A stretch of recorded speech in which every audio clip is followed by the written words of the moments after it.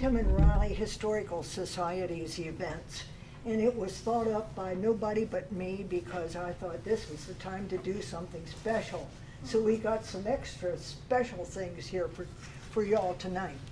And so I just want to tell you that during the evening, if you want to have some lemonade or some tea, there's some drinks over there and there's some snacks over there.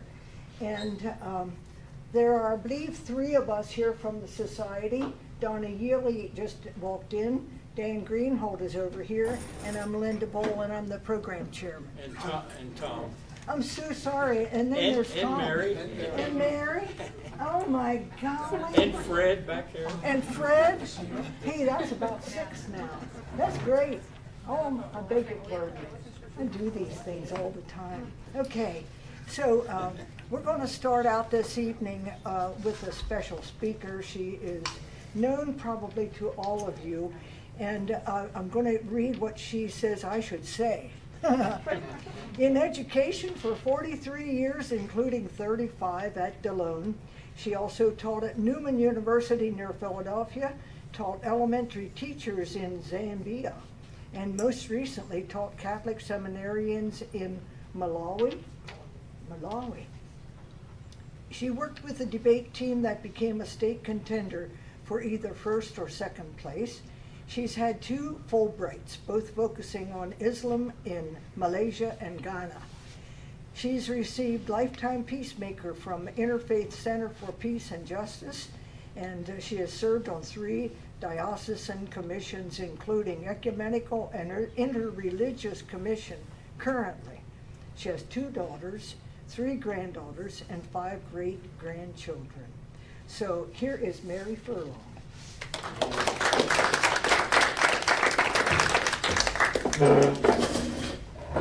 Thank you, Linda. As I look out over the audience, I see a whole variety of people that I know.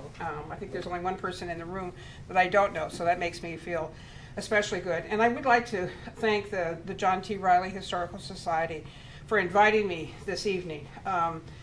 History has always been something I have loved, and they just celebrated their 50th anniversary. I think I probably have belonged for about 48 years, either 47 or 48 years.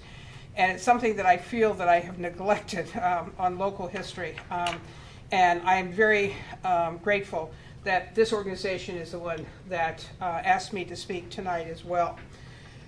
So I'm going to kind of start out and give a little bit of background. And if you have questions at the end, I will be very glad to answer those as well. Phone calls seem to be a part of my life. And I always say this is God's calling. And then I think, whom do I know in whatever country I'm going to go? And usually I don't know anyone. And that was the case, of course, as far as Malawi is concerned. Just over 2 years ago, in June of 2017, I received a phone call from Father John Kemper, whom I had met once in Baltimore, and quite honestly did not remember him. But that phone call from the head of the U.S. Sulpicians, which is based down in Baltimore, opened the door to a shared journey with about 165 to 190 young men called to the priesthood in Malawi. And because this is a group of, some of you have some knowledge about background, the Sulpicians were in this area by the 1820s and the 1830s. From here, they went down and they created Mount St. Mary's Seminary, which is the 2nd oldest seminary in the world. Father Sterner, who I did invite tonight but was unable to come, actually gave me a book several years ago about the role of the Sulpicians. The Trappists were also here, and they stayed for a very, very short time, and they end up, of course, down in Kentucky. And if any of you know me very well, I'm a Thomas Merton fan, okay, probably since the 1960s. And Merton had written a book which talks about the O'Brien farm, which some of you may know as well. Well, at age 76, I'm now 78, I was enjoying a balance of part-time work as a tip staff for the Adams County court system. I was a great-grandmother. I was serving as a guide at the Eisenhower farm, and basically serving on a number of local boards that are basically trying to improve the lives for other people. And that phone call was an invitation for another path to serve Catholicism in the global community. And so tonight I'd like to share about 4 aspects. First will be on the culture of Malawi. Second will be the history of Malawi.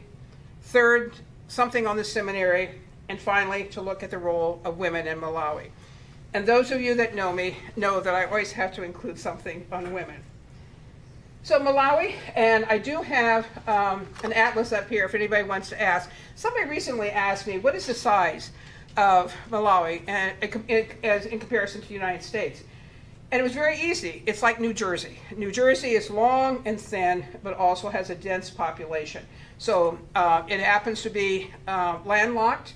The country, to the north would be Tanzania, that is completely surrounded by Mozambique with a little bit of Zambia in there as well. So it would be a Central African nation. It happens to be, at this point, the 4th poorest country in the world because it has 80% of the population engaged in agriculture, and I'll talk about why that has happened along the line. Both the females and the males are in the fields as we talk. Actually, in Malawi right now, it's probably 1 a.m. There's about a 6-hour difference at that point. But tomorrow morning, there will be people out there in the fields. And when the rains come, they received about 6 inches a couple weeks ago. The rains will start pretty massively at the end of October, and they will run until the middle of April. But the heavy rains really are December, January, and February. And then the harvesting takes place in June. And I'm already hearing from some of the staff and from some of the students that the heat has arrived. When Patrice was there, and some of you know Patrice, everything was luscious green, if you remember that. And then another local person, Wanda Murren, some of you may know her, she came in September, a few months after Patrice was there. The landscape was brown, and of course, lots of dust at this point. And because of Lake Malawi, which is 20% of the size, of the nation, fishing is another popular occupation.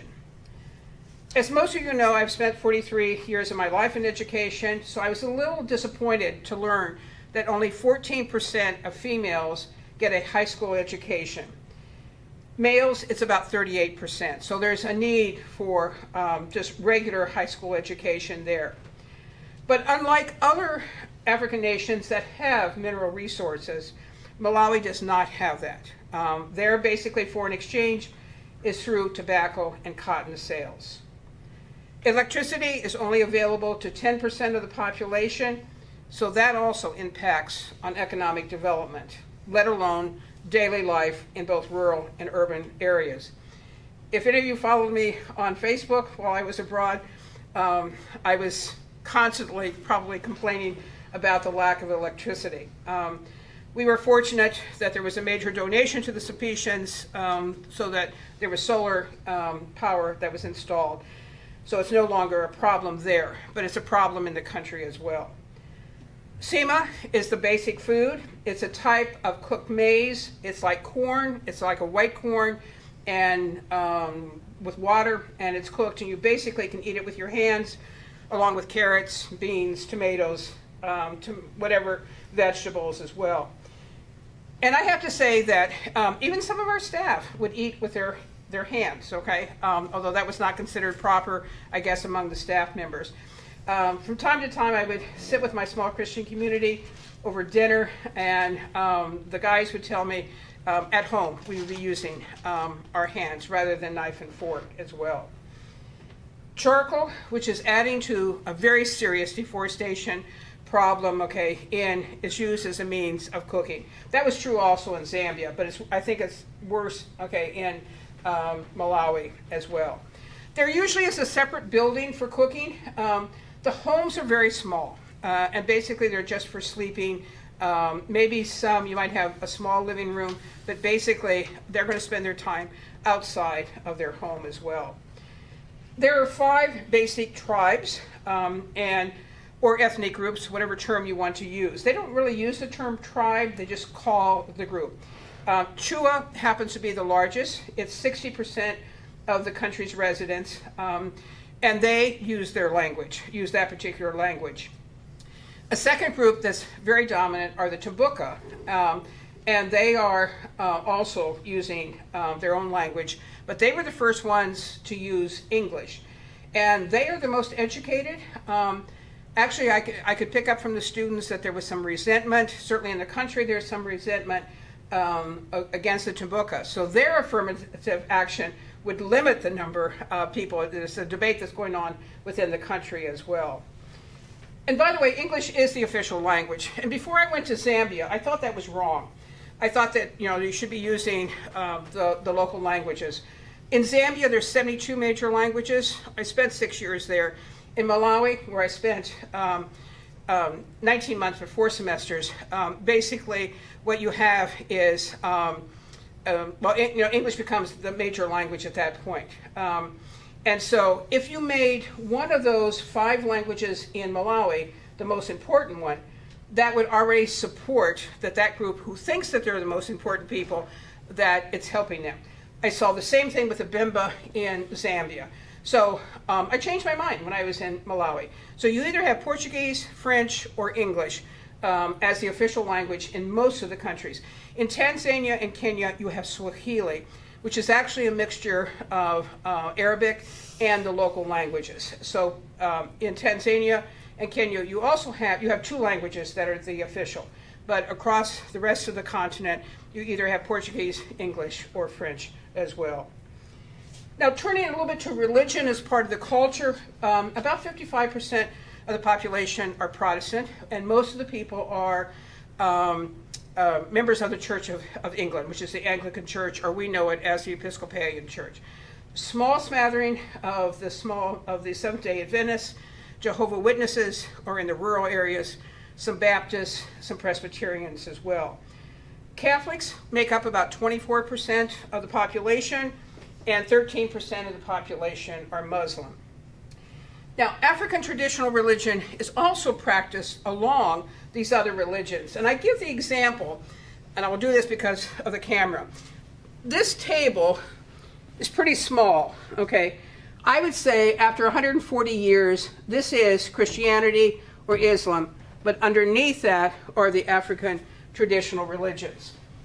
Today, I was on chatting with one of the students who's actually in theology. I taught him in 2018, and we were talking about some of the practices, and he comes out of a village, and he was saying some of these things that it's very hard, even though he's been now in the seminary 6 years, going on to 6 years, to see some of the changes that are taking place. So what I'm suggesting is that the traditional cultures probably are as important as the Western concepts that come through. Just a small thing that I saw in Malawi that I did not see in Zambia, whether I was in a Catholic church or whether I was in one of the Protestant churches, was women sit on one side and men sit on the other. And so I was never able to get a clear explanation of why that was. There are crowded benches that people sit in on the churches. If there are pews, you know that church was started by a Western missionary because they had money. And so that would be the norm as well. There were only a few Catholic parishes that have girls serving on the altar, and that is actually only in the capital of Lilongwe. The liturgies are absolutely vibrant with the repetitive hymns. And often each person or the small Christian community will bring gifts of eggs, of rice, live chickens, I've seen live goats, at Mass, cooking oil as their offerings. I saw that for the first time when I was on the Fulbright in Ghana, and one of the reasons why Mass lasts a long time as well. Now, these food gifts basically are the food for the priest and any of the staff. And any extra can be, of course, distributed as for those that have need. I could talk about food security, and that would be a completely separate issue as well. Let me make a comment about the liturgy. One of my, moments of really of understanding was when Patrice came. She's sitting next to me at a Mass, and she turns to me and she says, "Now I understand why American Masses are hard for you," okay? I don't know whether you remember saying that, okay, but she understood, okay? And so even if I had to be at Mass at 5:55, and In my retirement, I am no longer getting up that early. When I was at Deloitte, I was always up at 5, okay? But, and there, I look forward, okay? And it is very difficult for me to adjust to American liturgies. I still haven't done that. Now, despite, okay, Pope Francis is suggesting over and over that homilies should be only 10 minutes, I can guarantee to you, if you're in Malawi or if you're in Zambia, the homilies are at least 30 minutes, if not 40, if not 50 minutes. They're very repetitive. There is usually only one main church that has 5 to 25 outstations. One of the dioceses in Karunga, which is in the north, has only 9 parishes. It was just established in 2010, and they have 150 outstations. So that outstation may only have a priest once or twice a year, and maybe just once a year. So from July to September, the young men I was working with, and they will, of course, have been doing this in the past, these seminarians go out, okay, to these outstations, and they're the ones that are responsible for preparing people for communion, for confirmation, okay? They conduct funeral services, but they're not allowed to marry people. That's the one sort of no-no as far as the individuals are concerned. When we turn to the second aspect, history, I'm going to mainly focus on the 20th century. Now, the Portuguese were the first Europeans to be in that area, although the Arabs had been there since the 1400s. The Portuguese come in the 1600s, and then basically the Arabs had been there since the 1400s. And there was conflict between the Yao, that was the third group, which I did not mention. I didn't go into all 5 of the groups that were there. Were Muslim early on, probably from the 1400s, and there was conflict with them, with the Portuguese, over slavery. The Muslims were known to be slave traders, and I remember the summer that I was in Ghana, and thinking about the Atlantic Ocean, and the number of people that probably were in, that have, of course, were pushed off the slave trips as well. But I'd really forgotten, okay, about sort of East Africa and the slave trade. And I don't think in America that we do very much study in that particular area, but there was a very major slave trade that went on as well. In 1875, there was a Yao chief who was Muslim, invited the Christian missionaries from the Scottish Presbyterian Church to come. Basically, what he wanted was education. So they were allowed to have a church, and they were allowed then, what is a church is a school is a church. Okay, so basically the church was given permission to come because they would provide elementary education for taking place. And then, of course, we have David Livingstone, who is in the area in 1859. Livingstone, of course, is the one that really kind of convinces the British to look at very seriously the issue of slavery. He probably did more on the elimination of slavery than actually converting people to Christianity. In fact, there's some question whether his trips actually brought more Protestants or Christians, okay, to the area. Well, the British began to come, and again, I don't know how much you know about African history, but Cecil Rhodes, had this dream, okay, of from Cape Town, which is in South Africa, to Cairo, that this would be all owned by the British, okay? That was his overall hope. That's not going to occur, of course. But by 1891, the British are going to establish in what we now call Malawi, what is called the British Central African Protectorate. And what they're going to do is basically introduce a tax that will have to be paid yearly by the males. Now, this really was very unpopular with the Malawian people at the time, because this meant that they were going to have to work on plantations or farms, basically to earn the money. And the only people that they could work for, of course, were going to be the British, and which they ended up doing. By 1907, there's a change of the name to Nyasaland. Nyasa means lake, okay, which would have been the term. We call it Lake Malawi, but they would call it Nyasa. So it was changed the name as well. Now, the first contemporary Malawian hero that's going to emerge, and this will be in 1915, is actually an ordained minister of the Protestant faith. He actually is educated first, in South Africa, and then he gets a scholarship to the United States. And probably because, and this is prior to 1915, he basically then comes back, initiates his own church, and speaks out against the British colonial rule.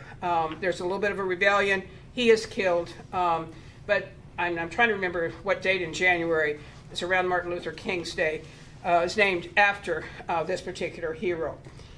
And just to make a comment, the white British that were in Malawi were a part of the King's African Rifles. And they basically, of course, were fighting the Germans in Tanzania, which would have been, I'm trying to think what its name was at that time. It had a different name. So actually one of my favorite, I'm a museum person, I'm a history person, I'm a monument person. Down in Zomba, the original capital, is this huge statue of to the King's African Rifles, but they were all white. And one of the students last week had that up on Facebook, and I thought, I wonder if you know what the history of that happens to be as well. Now, I'm skipping up to World War II. I mean, there's a lot of history that I'm not talking about. Many African people began to organize for independence from colonial powers. And you had in 1944, there will be this first organization towards independence, and it's going to be called the Naziland African Congress. It will be modeled after the ANC, which is the African National Congress in South Africa, that was established, in 1912, so a long time as well. Independence is not going to come until 1964. One of the things I admire about both Zambia and Malawi, they have a very, very peaceful transition into independence. I mean, they had to struggle, and I don't want you to think otherwise. Their first leaders spent time in prison. There were people that were arrested. In Zambia, there was only one white person that was killed. In Malawi, there was none, And I have to say, when I first went to Zambia, in 2001, and this was before 9/11, I actually was in the country, in Zambia, when 9/11 happened. You pick up on the peaceful nature, of the country. And so that was something that I guess I value, especially by those areas. Well, the first president, Dr. Hastings Banda, like many other new African leaders, had served time in prison. But he was the only African leader to have cordial relationships with the apartheid system in South Africa. And I could talk about that as well. And not only, but for 30 years. Zambia, the country I had been in before, they were, of course, the place where the ANC, and when Mandela was on Robben Island, several other leaders, the political leaders, had come and they were welcomed, in Lusaka. So two different attitudes, as well. But Malawi became a middle-income country because of the financial assistance from South Africa and that white government, and also from what was at that time called Southern Rhodesia, which existed from 1965 until 1981, when it becomes what we now know as Zimbabwe. And I could talk about that as well. Well, by the early 1990s, Nelson Mandela and the ANC were coming into power. And they would no longer help Malawi by giving financial assistance. But what happened is, basically there had been no economic development, during those, 35 years as well. And so I mentioned about being fourth poorest, etc. Malawi had this leader for 30 years who was first a freedom fighter, but who becomes a ruthless autocrat. And we saw that, of course, with the former president of Zimbabwe as well. Dr. Banda consolidated policy, which included large numbers of people being killed. I remember being down in Blantyre, and I was meeting a couple that were related to one of our staff members. And of course, the conversation eventually comes around to politics. And I had probably only been there about 3 months, et cetera. So I was saying, well, what do you think of the MCP? What do you think of the DPP, et cetera? And this woman, probably in her late 30s, said, I can never vote for MCP, which was Dr. Banda's party, And then she shared with me, okay, her father's body has never been found. Her mother was tortured and was put into prison as well. Now, in 1992, the Catholic bishops wrote a letter asking for a multi-party political system. All the bishops were picked up that day, and they ended up spending at least one day in detention or in prison. They were quickly released, but the political process was open. And in 1994, there was the first multi-party election, and the incumbent, Dr. Banda, was defeated. The Malawian bishops are seen as the conscience of the nation on issues such as abortion and albinoism. Somebody please ask me about albinoism, because I could talk about that very separately. Their leadership was and is a model for global Catholicism. We had on our staff two Tanzanians, and they would always share of how the Malawian bishops had been like leaders as far as conscience. That was also true in Zambia. It was not true, from what I understand, down in Zimbabwe. Those countries are kind of going through. Congo, the bishops absolutely are strong ones in that area as well. Still talking about history, witchcraft is a belief in the rural areas. And while I'm sure all Christians are taught not to believe it, I clearly remember being at a lunch, okay, for about 12 people at the home of a parish council president. It was a female, and that was kind of unusual. And we're sitting there having dinner. This is in a long ways the capital. And this parish council president mentions that a 10-year-old boy had recently died, and of course some chatting ensued, etc. A few minutes later, she quietly mentions that some of her neighborhood, which is middle class, urban, believe it was caused by witchcraft. There was silence from everyone. Of course, I am saying nothing. I am just listening.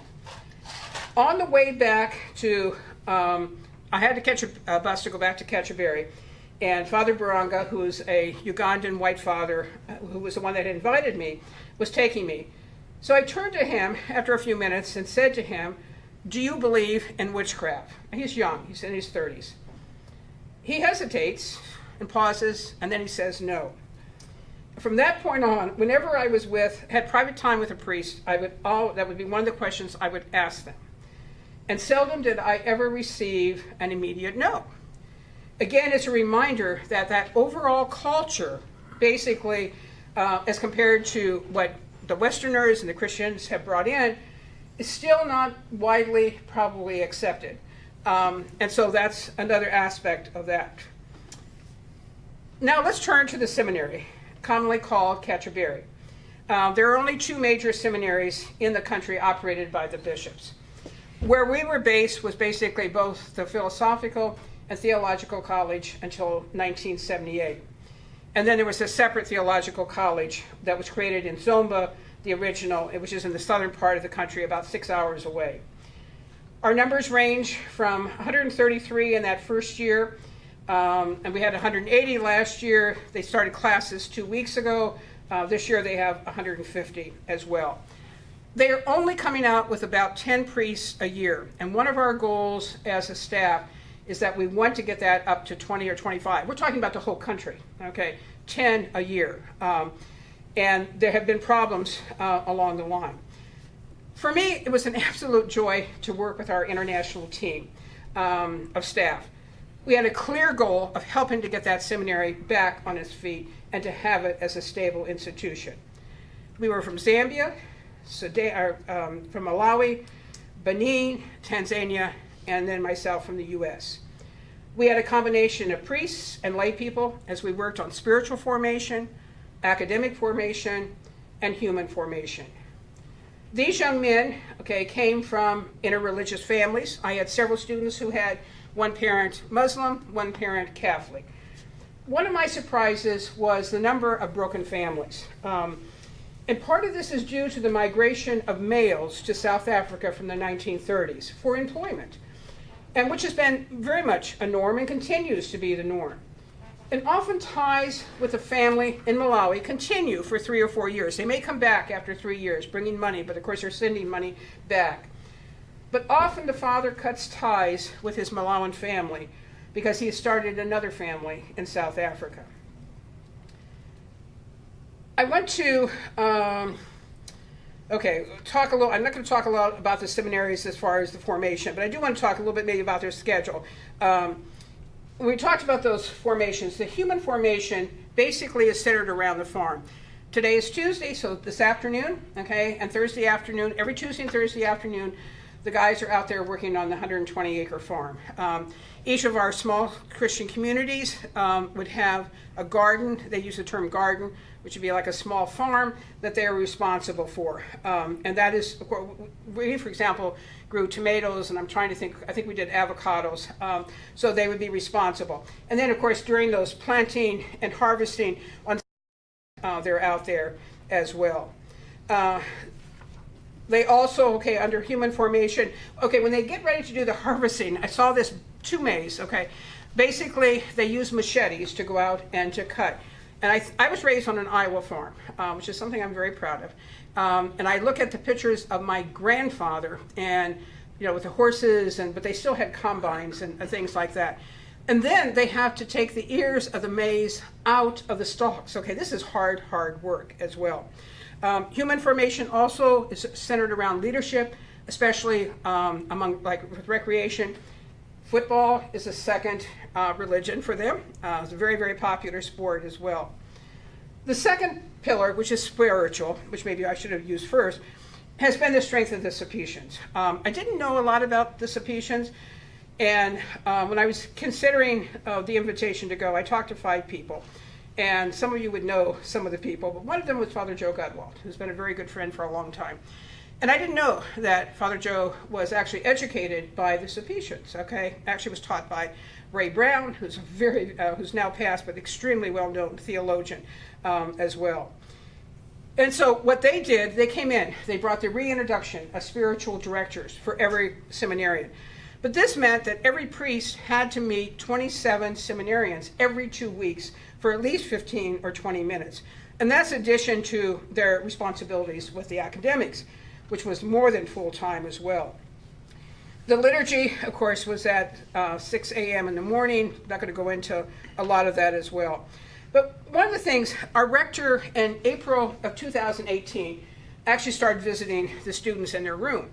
And he comes back after about the 3rd day and says, none of these guys have any spiritual reading in their rooms other than the Bible. And we have to do something about this. And I decided that was something I could help with. And so I'm especially grateful to the Annunciation Parish, to Sister Jackie Staub, the Sisters of St. Joseph, the Franciscans that I'm connected with, and people like Teresa Wilkins, who's, again, a Delone alumni, Susan Paddock, that sent materials that are being used by the students. I also have to acknowledge the role of 4 sisters who belong to an international Canadian congregation, but they're all Malawian, who also had vital roles with us as well. One of them is a bursar. She's the only one with a university degree. We, by the way, are affiliated with the Catholic University of Malawi. That's where they get their actual degrees from. We had another sister, 26 years old, who was in charge of food services for the young men. Another one was an administrative assistant to the rector. She was just a blessing. Anything that had to be solved or done, she could do. And then there was a sister responsible for farm production. This year, there's going to be more emphasis on soybeans. She knows that there's probably more money to be made in that than maize. Really impressed by her as well. And so what are some of the challenges of these seminarians? First, not all of them have the support of their families because they're expected, if they're going to go beyond high school, to be able to economically contribute to the family. And there is the expectation of marriage and children, and the potential loss of continuing to have children for the extended family. And some of these young men would talk privately about that as well. 2 of the students were the only child, and I'm wondering if they will make it, because of pressure from their family, but we'll wait and see. Even the cost of the seminary, which for their families is $150 a year, is a challenge for many families. Remember, most families are only making about $900 a year. But it's the aunts and the uncles and the parish members that are going to pick up the cost of this. And by the way, each of the dioceses puts in money, which is about $650 a year as well. Now, once they move on to the theological college, the diocese will pay all the expenses. Another hurdle is the yearly evaluation by the staff, and I served on that as well. That's very thorough on these pillars of formation. If a seminarian has had disrespect for one of the four sisters, and that was brought up by one student, about one student this year, who are our administrative support, or if a young man is seen to be too focused on academics or too focused on spiritual or too much on human formation, that's going to be brought to the committee's formation attention as well. And after a presentation by the small Christian community, I happen to belong to John the 23rd, which I was very happy about. I had to write up evaluation, for this year it was for 4 students, and then Father Victor wrote up for the other 4 that were in our group. There is a full and brutal discussion, about each of these students. And a secret vote is taken every year to see if if all those students should proceed. Some of them will not, very few will be told not to go on as well. And my last point are about women. Women are the spine, but lack voice in the Malawian society. Women of whatever faith will be wearing dresses, and I have things out there that I hope that you'll look at. And I think that one is from. There's a chitenji that Patrice had brought from Malawi, and then there's one from Zambia. Actually, somebody made me that it's like a vest, and there's a skirt with that as well. I didn't feel like wearing it, but I could do that as well. I have several examples over there, Well, while you seldom see women in visible positions, despite the fact that 3/4 of the people at Sunday liturgy are female, they do serve as choir directors, and they are the ones that organize the small Christian communities in their parish. They are the ones that basically support, do the nurturing as far as the faith is concerned. And I'm finding part of my notes here. I'm going to have to go. Sorry about that. The woman, often the mother, also operates small businesses. In addition to coordinating the gardens, making food from scratch every day for every meal. If she is a vendor, she will have one of her girl children, probably who's no longer in school, that are sitting on a main street in a rural village or in town about 3 p.m. ready to sell cooking oil, mangoes, tomatoes, charcoal, whatever, maybe some chickens, whatever. If she has enough capital, she may be selling used clothing.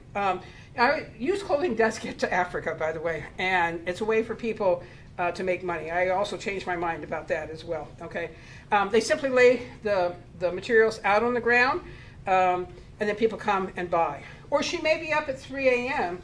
making samosas so that they're ready to be sold at the buses that leave at 5:15 for different parts of the country or for the local market. And in some areas, she makes money by producing and selling local beer. I never drank the local beer, but there was a lot of reasons for that. It's a lucrative income. I had some students whose mothers did that, and we talked about that. And there's no stigma attached to it as in any of the Southern African nations as well. Meantime, do remember she's got 6 or 7 children, and she's responsible for the planting of the gardens. The men will have prepared the field, and that's not easy as well. They have these small hand hoes. They're really bending down there to do that, and they're doing that during the dry season as well. The men are also working with the tobacco because that's actually a very good income taking place. And they also maybe have some sunflowers that they can, that's kind of considered woman's income as well. Our region had the tobacco. We had most of the areas as well. So it's kind of been, for me, it was really a joy to spend 4 semesters. When they offered me or asked me to do 2 years, I said absolutely no, but I would consider 1 year. But they got 4 semesters out of me. 4 of us left, at the end of July, and we were being replaced by 4 people. 3 of them only have a BA degree, so I'm a little concerned about that. And I think that, but it was really a blessing to have spent time with both the seminarians and our staff. It was nonstop work, and I think Patrice could attest to that when she came. And she was very helpful, with actually marking papers even in December when I came back. If I were 10 years younger, I would be back in Malawi right now for another year or two at the seminary, because we wanted to regain its primary role in preparing more than 10 priests a year in Malawi. So I'm going to say Zakomo, okay, which is thank you, and goodbye, which is one of the Malawian words. It's also a Zambian word. But I'm going to also open it up for any questions that you might have. So thank you.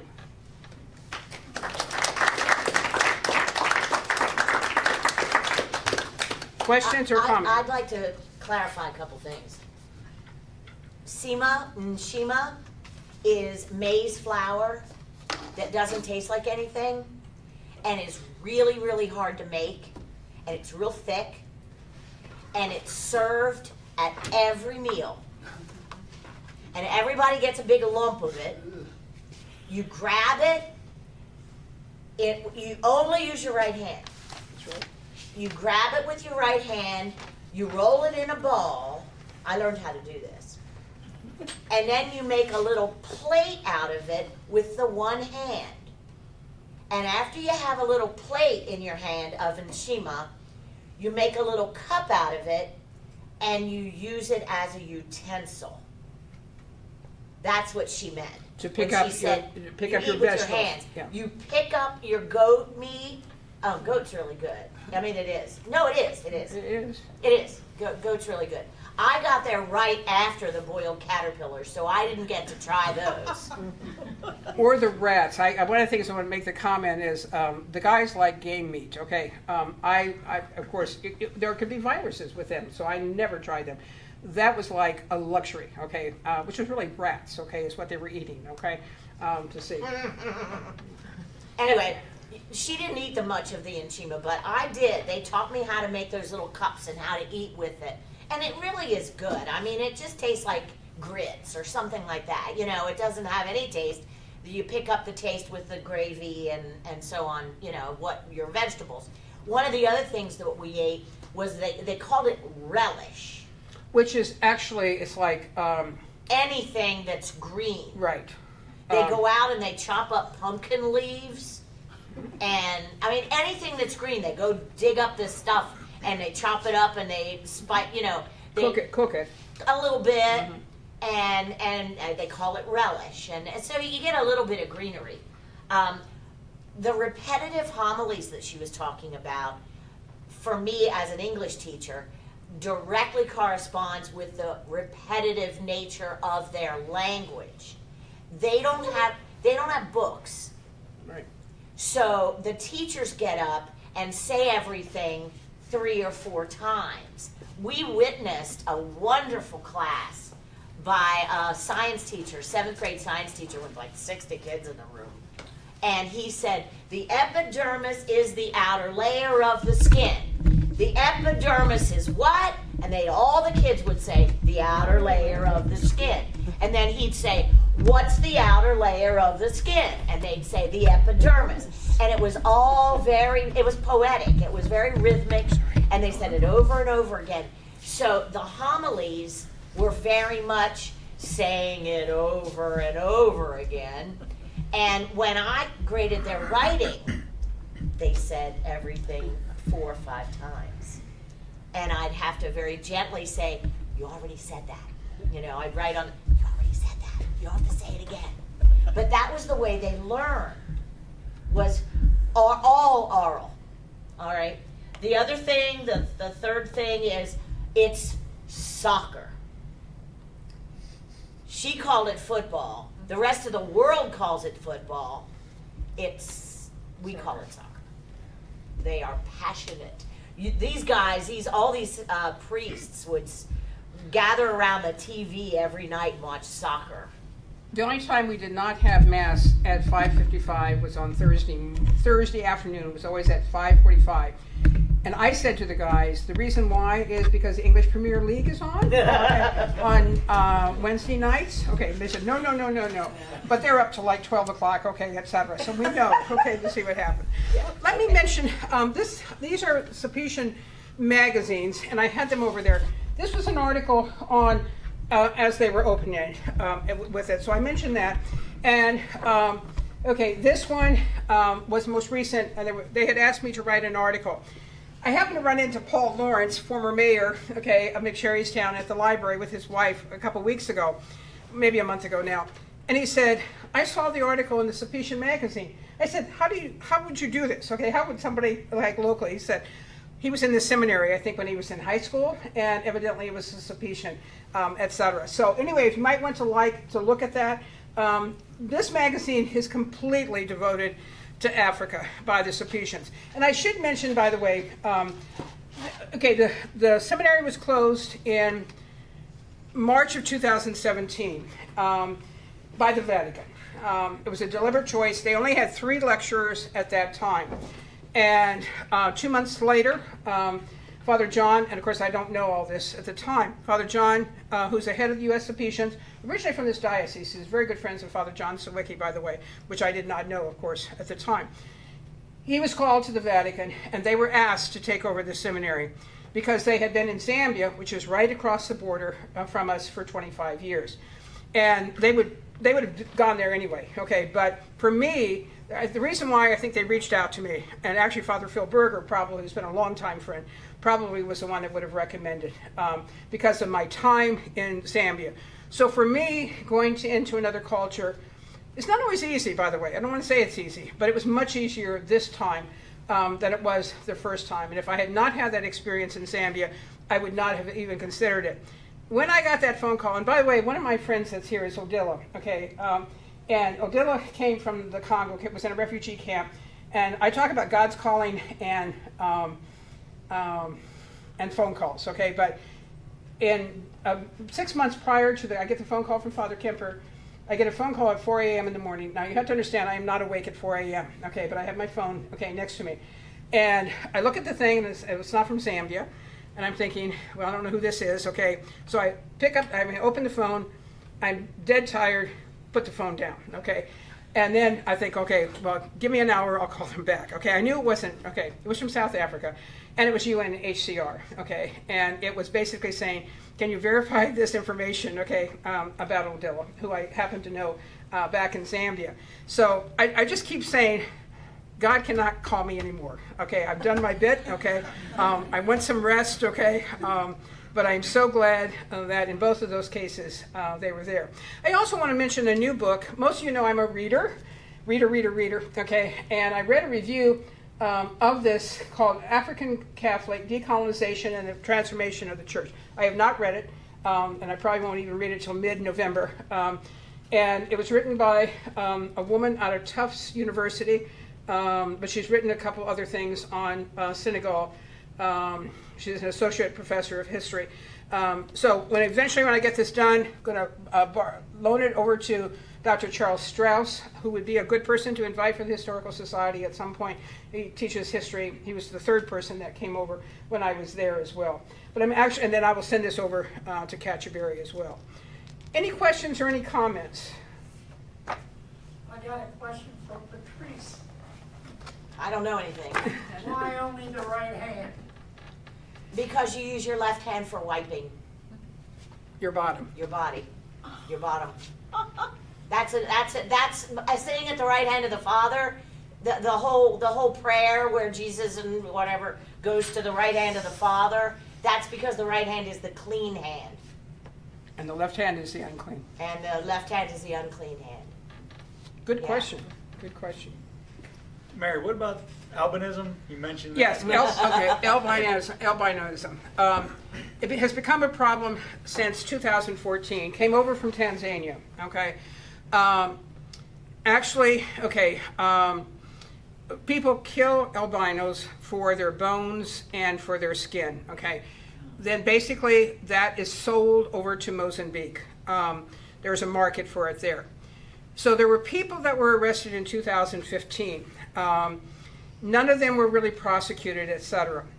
In January, probably within the first week that I was there, and of course I was not even aware of it as well, there was somebody that was killed. In April, one of the people that was arrested was a priest, okay, a Catholic priest, okay, a top police official and 8 other people.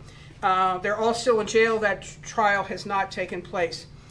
In January of this year, and I remember the first day back in January, I had my year ones who were taking English write actually an essay in class. I thought they've been typing them, I want to see what they're really doing. And one of the young men had written about in his area, okay, within 15 miles, somebody had been killed. Between New Year's Eve and February, there must have been 6 people killed. All of a sudden, the country is focused on that. The Amnesty International comes in, the UN comes in, basically are taking autopsies. One of the 6 people still has not been found, okay? Since I have been back, the area that I lived in was called Chinji, which would be like, actually the counties they call them districts, but they're like, it would be like Adams, York, and Lancaster. I mean, that would be geographically, but would be one district. One of the students sent me a note that somebody in our district this happened in 2015, basically was found guilty. It's the first person in the country, and it's going to be given death penalty. However, the country do not allow the death penalty, so that person, but it's the first major conviction, okay? And they basically, it's the judge, they don't have juries, okay? It's the British system, okay, so the judge made that decision as well. So there's a market for it. And during the campaign, every party, of course, came out against that as well. So now the government, actually for students, high school students, they have put them in like boarding schools, which means the government's paying for that. So it continues to be a problem within that society. And it's not that Malawans are using this, but they see that there's a market out in Mozambique, okay, and then and it's always in those outlying areas where those happen to occur, and basically along the lake, which of course is people from Mozambique can come over fairly close to that as well. Thank you for asking on that as well. Is it connected to witchcraft? No, people that are witchcrafts, no, they say it's separate. Okay, it's a separate issue. Okay, people that they call themselves traditional healers. Okay, they have distanced themselves completely from albinism, completely. Yeah, so 2 separate issues. So why is there a market for albino parts? Don't know. Came over in 2014. It's a recent phenomenon. So Okay, weird. it's common in Tanzania, and because of the border in that area, okay, no one's really clear. I mean, that's like a doctoral dissertation or somebody in sociology, okay, to do work on that as well. But it's definitely an issue. There have been no deaths since, I would say, the end of February, okay? And that brought in these, outside, okay, which is very unusual, okay, for that to happen as well.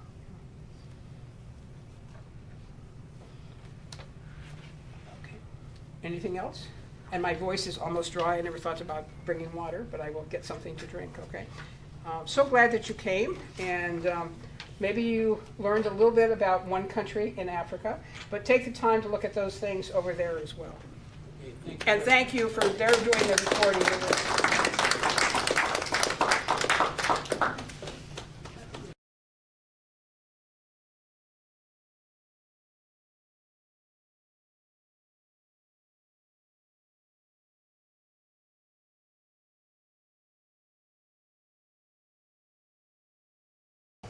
I did a dog and pony show at the schools around the area when I came back. Yeah. I'm supposed to introduce Tom. He's going to tell us some McSherrystown trivia. Okay, well, okay. What's an albino? It's a person that's all white. The body parts, they're killing them and cutting them. I have a person, yes.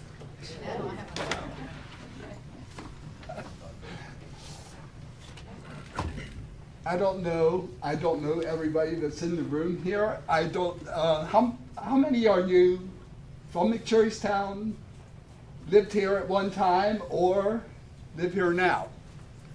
Okay, so most of you will appreciate this. My name's Tom Greenhall. I'm a trustee with the John T. Rowley Society. I was asked to give a little speech tonight on a reference book I did regarding the beginning of McSherrystown. And I thought, how can I do that? where can I go to find out how it started? And mostly I was interested in how it was governed and who did what, who took charge. Well,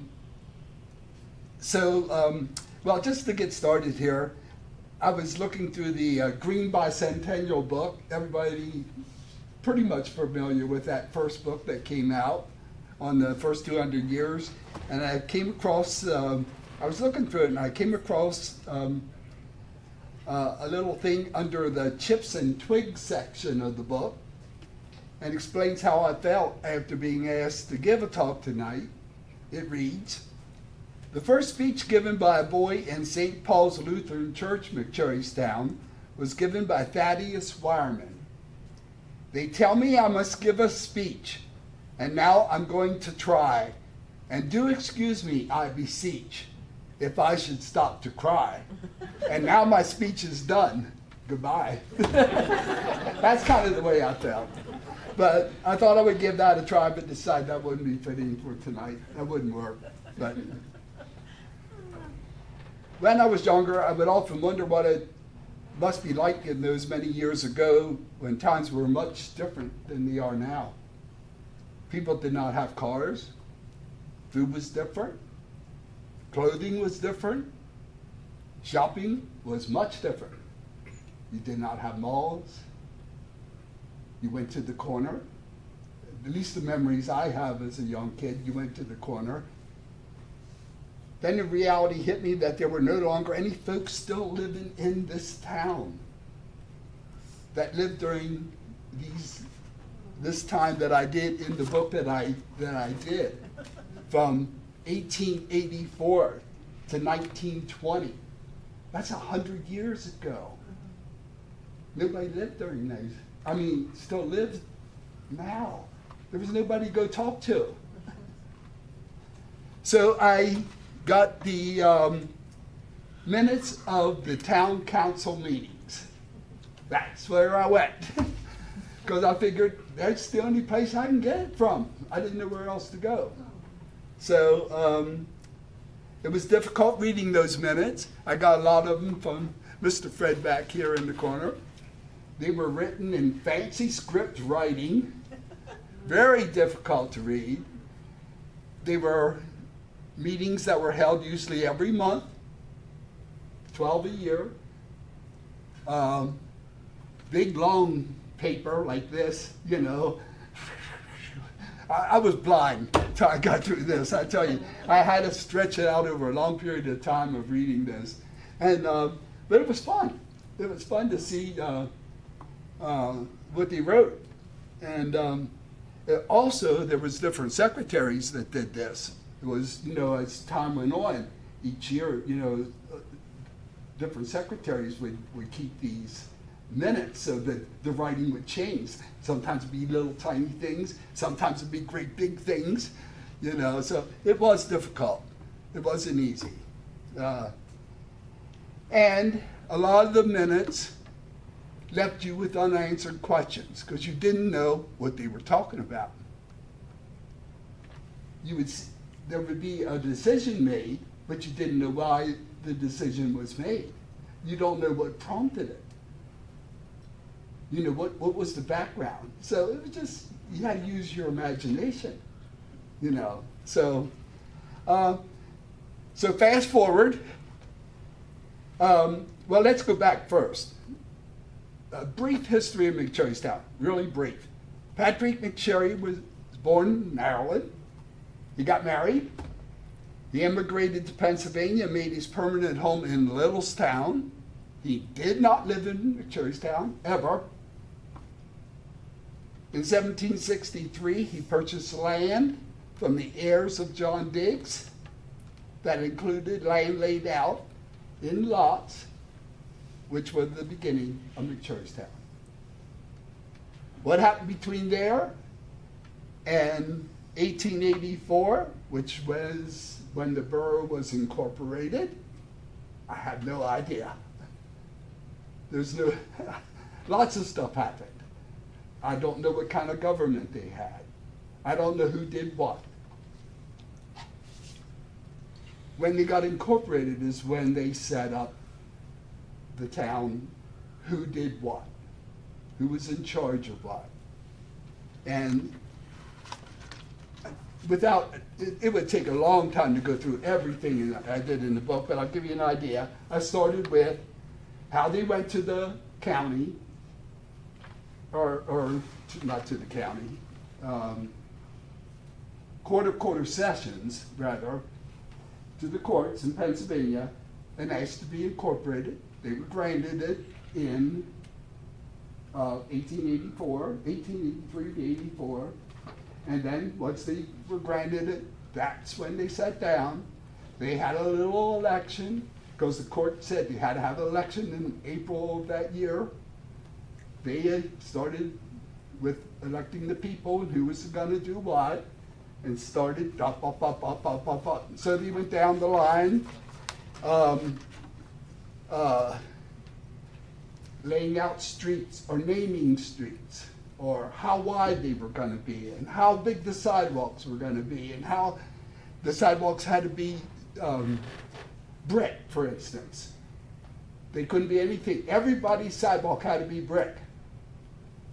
And if they didn't, the people did not have the money to put a sidewalk in, the town themselves put it in for them. I think it still exists that way on the books. That if, and then you had to pay them. I think if you can't afford to put a pavement in today, they will come and do it and then charge you for it. I think that still exists. Stuff like that. That's the kind of stuff I picked up on. I'm just going to read you a couple. I picked up all kinds of little odds and ends stuff from these minutes. Here's one from '84 where the high constable, it was agreed that his compensation as police officer was $50 per year. That's what he got. I'll just pick out a couple things. According to the Conewaga Valley tax records in 1885, there were a total of 348 taxables. I'm assuming that means people. 238 horses, mules, and geldings, 271 cows and neat cattle, 89 pleasure carriages, and 9 gold watches. Now, why gold watches were taxable, I don't know. Here's one of those things. Why was that? Why? Why was that in the tax records? You know, I have no idea.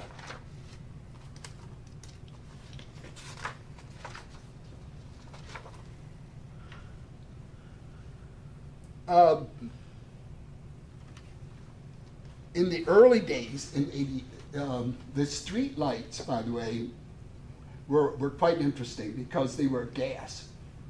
The very first street lights they had in McSherrystown were gas. And they used, well, not gas, they were coal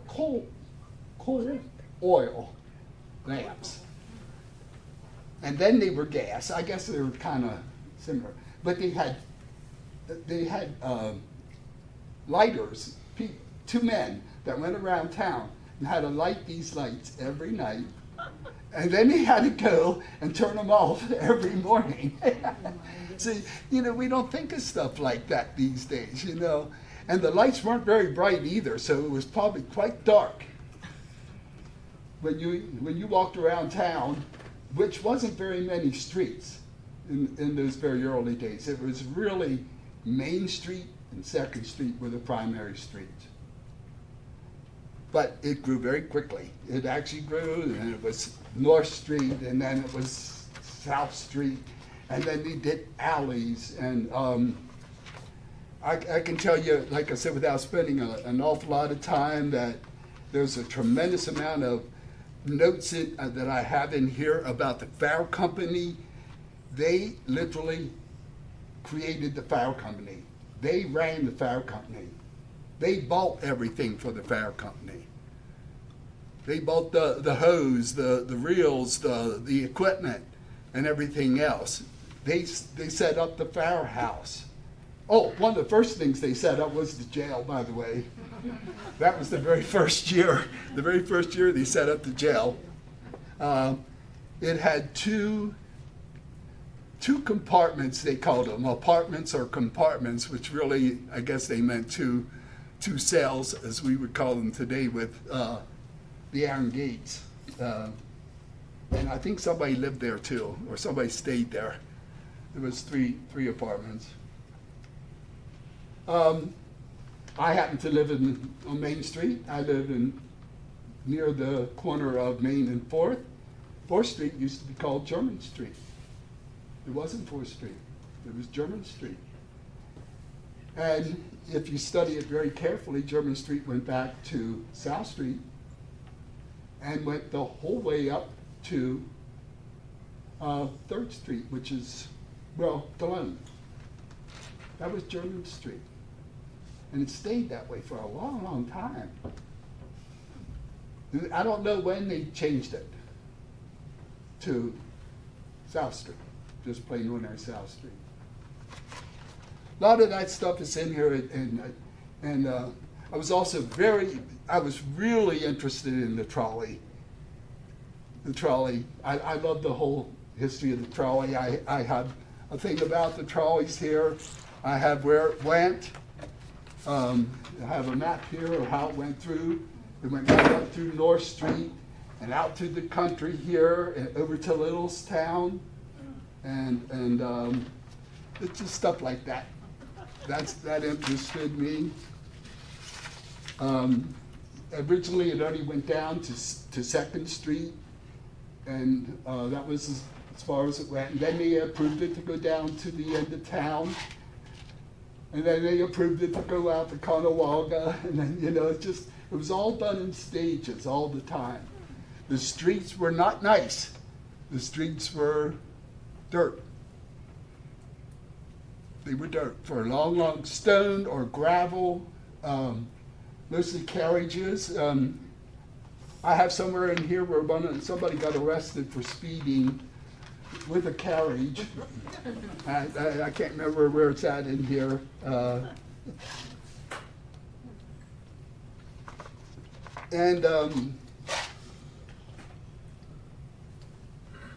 Here was an interesting thing I thought. In 1895, a petition was handed council, signed by a number of citizens, praying council not to accept a lot of ground at the corner of Main and 3rd Streets, about to be donated for a public park.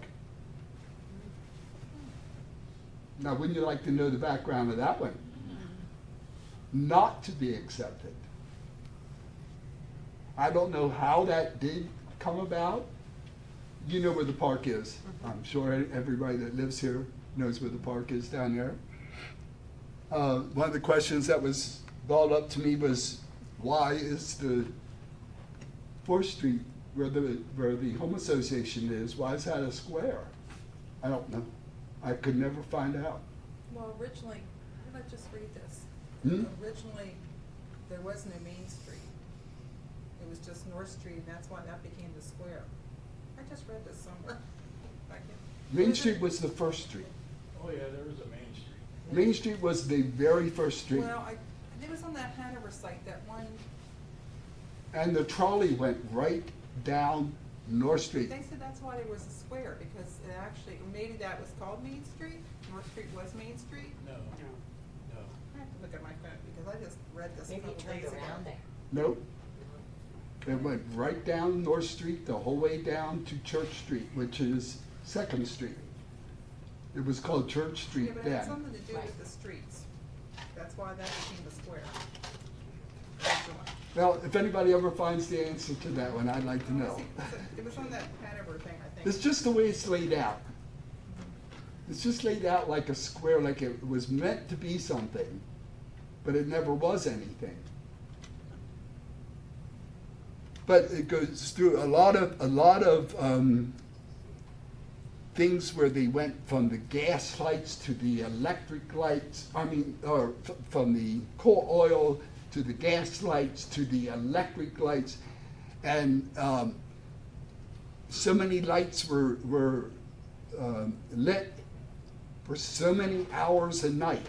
And then they would, when they were electric, they would only allow so many lights to be lit for certain hours, and then they had to be turned off. They were not paid. And in summertime, they were turned off, you know, because of the long hours of summer. You know, they had different times where the lights would be turned on, turned on. It was just weird. It isn't like they just would come on automatically like they do now. And they did that, and then they would have to go around, the policeman or whoever it was would have to go around and report how many of these lights were running when they shouldn't be, and then they would report it to the electric company that so many lights on such and such a street were not lit when they should have been, and then they got a refund on their monthly electric bill. Just a lot of stuff like that. I could just read you a whole bunch of stuff like that in here. You could, if anybody's interested in the book, it's $12. It's cheap enough. It's how many pages long? I did up to 1920. It's 69 pages long. And then I did what the women's clothing were like in the 1900s. And women wore an awful lot of clothing. And if I was a woman, and if they would see what women wear today, I have to think what they're going to wear 100 years from now. Maybe go backwards. I don't know. And the men did too. The men wore suits. Most men wore suits every day, except for the hard worker. The factory worker or somebody like that, they wore suits. They wore neckties, they wore vests. I have pictures, kind of show you like what they wore. Very typical, and this is what they wore in this town too. They walked around on the brick sidewalks.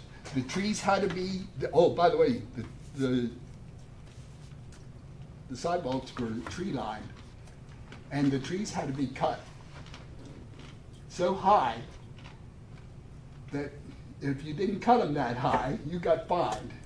They walked around with a pole, a pole that designated how high they had to be cut, and you had to cut those things so that it wouldn't affect anybody walking along, that, you know, that the tree limbs would get their hair or their hat or whatever. It's just a lot of fun to think about what it was like, or probably like. So I listed all the ordinances and what they basically provided for. A lot of those. And I wish I had gone further. The alleys are called different things, different than what we know now. I know the one behind my house is called Maple Alley. There was a street in McSherrystown called Cherry Street. I'm not sure exactly where it was.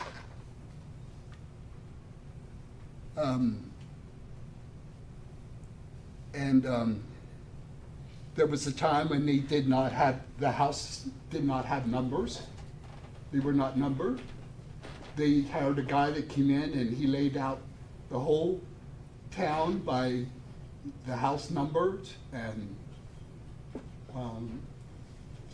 named the streets. I guess the streets were basically named, and that he laid out the house numbers.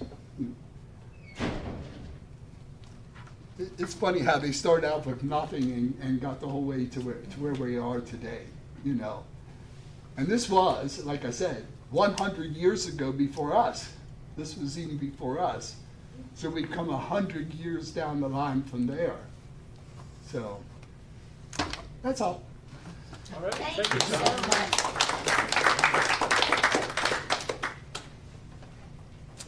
Yeah, I was reading in your book, Tom, it was 12 miles an hour. 12 miles an hour. They were allowed in like 1906 or 7, something like that. Then by 15, they went up to, they were gonna raise it up to 20. Yeah. They were allowed to go up to 20 miles an hour. I guess the next on our agenda is a mini tour of John Geiselman's. He had a private museum on the Barlow Two Taverns Road. And my sister had bought the farm, and John's gone now. And this Linda Cleveland that compiled his life story, she's gone. And Linda, before she passed away, had a second printing of this book.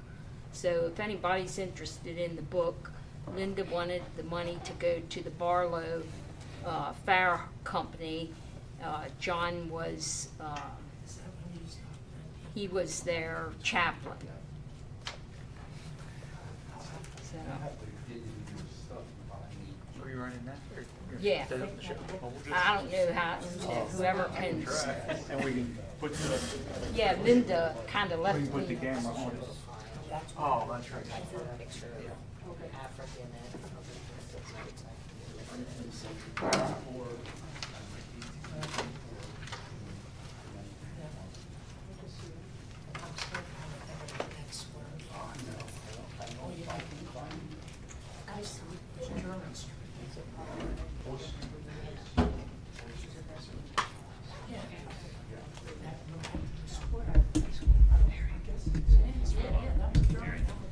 See you later. I don't know, you guys, I'm sure she'll shoot you an email.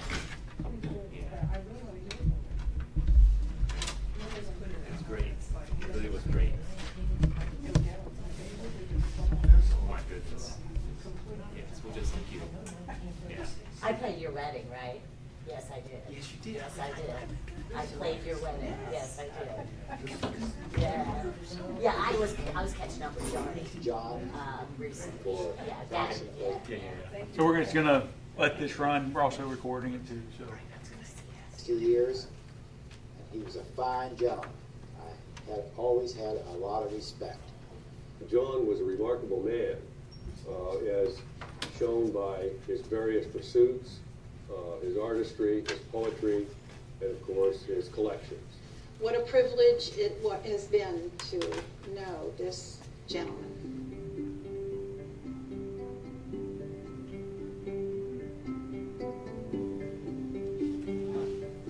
John was the ninth of 12 children born to Joseph and Anna Cook Plank. He was the 9th child in a family of 11 children. At 6 years of age, John's mother died and his father was without a job. 8 of John's siblings had been farmed out, and there were left at home 3, John being the oldest of those 3. The little weatherboard cottage near Willoughby Run in Gettysburg, PA, where John was born on August 8, 1916, no longer stands. After the death of his mother, Anna, John was fostered to George and Elsie Geiselman. John's foster parents were married in 1915 and lived in the brick farmhouse known as the Smith Homestead.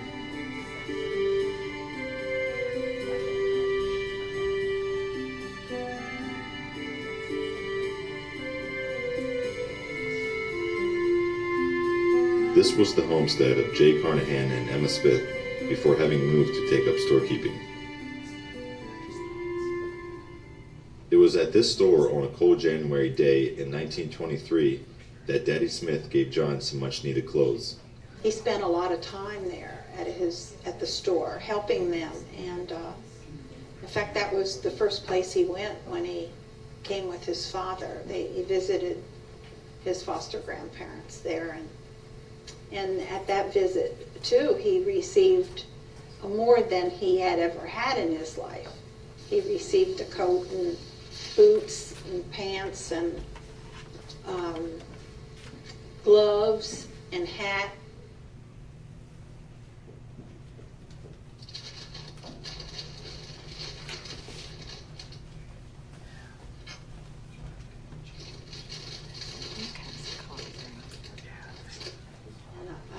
him telling about when he left the store that night and started on the sleigh with the horse and sleigh to the farm.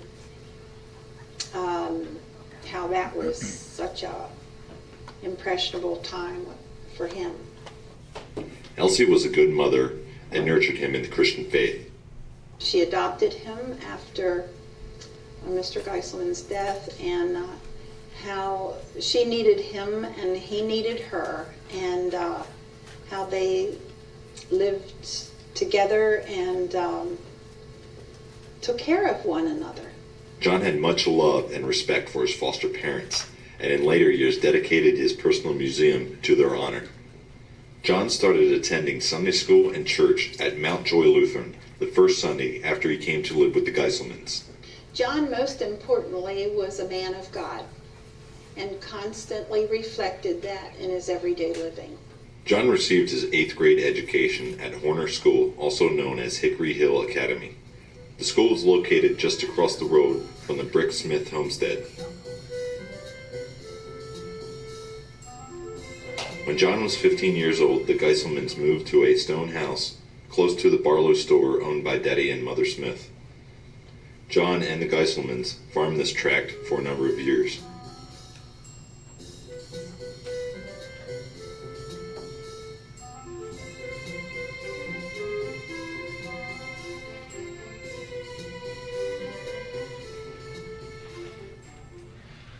As he grew older, John became involved in the Christian Endeavor, an organization for young people to study the Bible and mingle socially.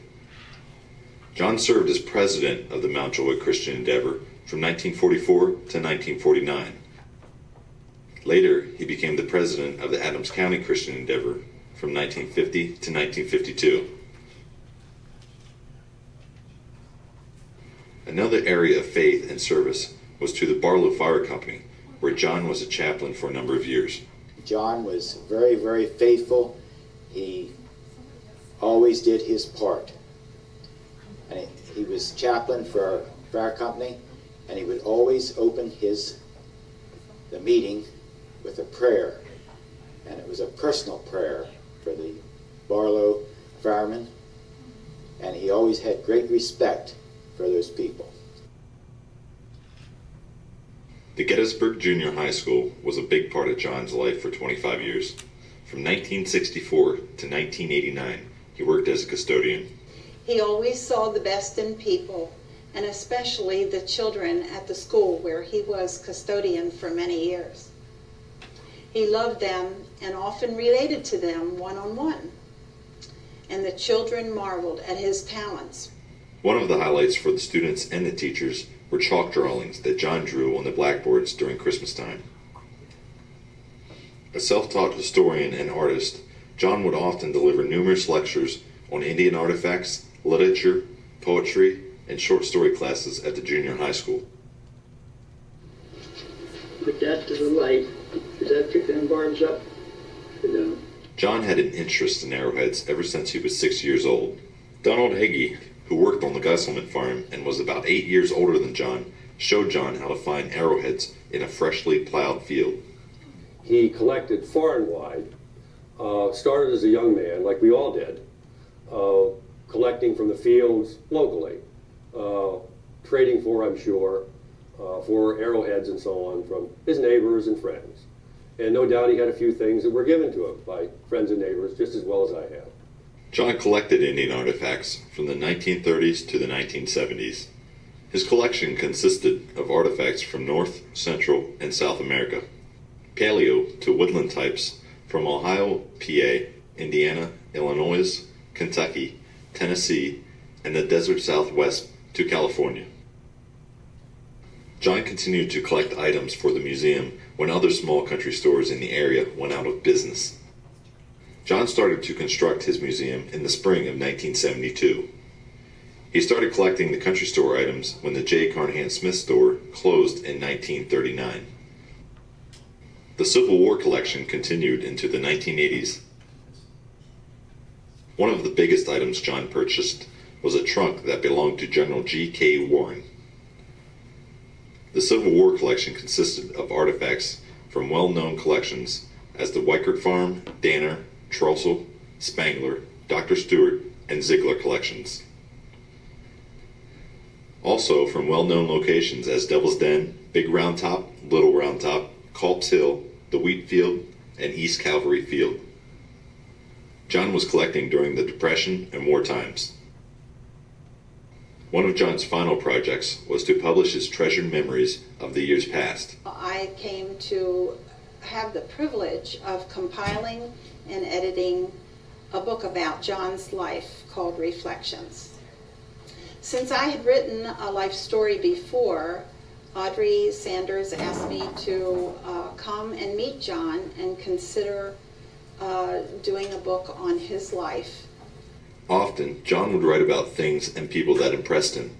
He said it was just a talent that was there, and that the Lord had given him a lot of ability. John was always eager to share his life and talents with others. He felt that it was his God-given mission to do so. His faith in God and love for his fellow man allowed John to rise above hard times and disappointment. John was a collector, poet, artist, historian, and writer. We first drove into the driveway here at Heavenly Acres and came from the car. John was standing up in the middle of the driveway, just motioning us up to the museum and saying, "Come here and let me take you back in history about 50 years or so."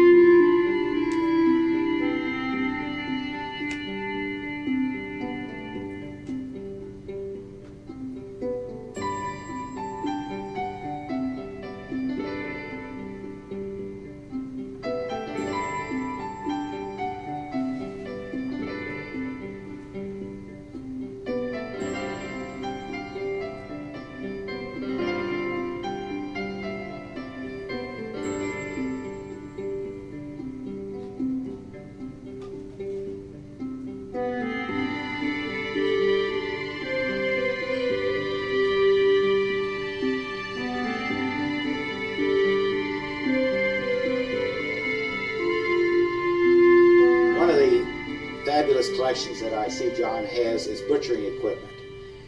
This was quite popular on most farms back at the turn of the century and on up through to 1950 and some later.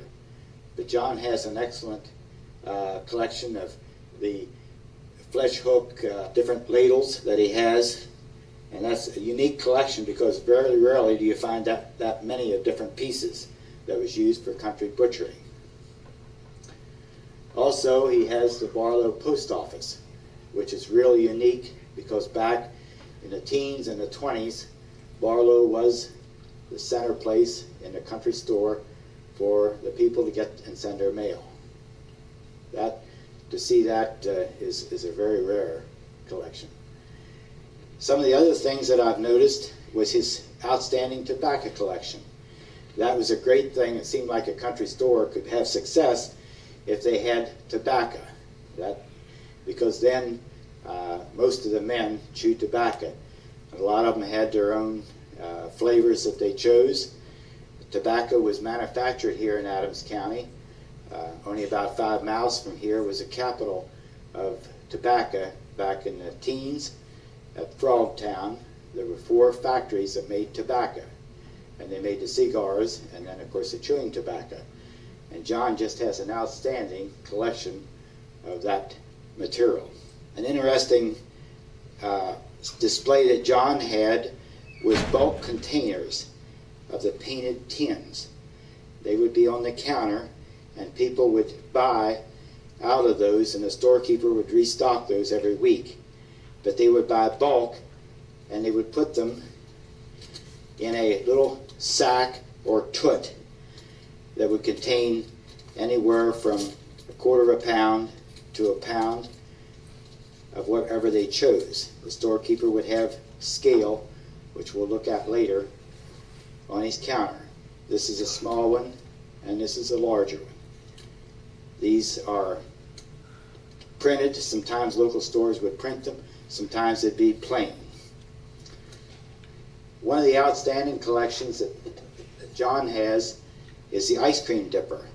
This is a unique dipper that you would see in a country store, that they would scoop out the ice cream, put it on an ice cream cone, and you just give it a little turn, and that frees it, and it pops out. It makes a neat little ice cream serving.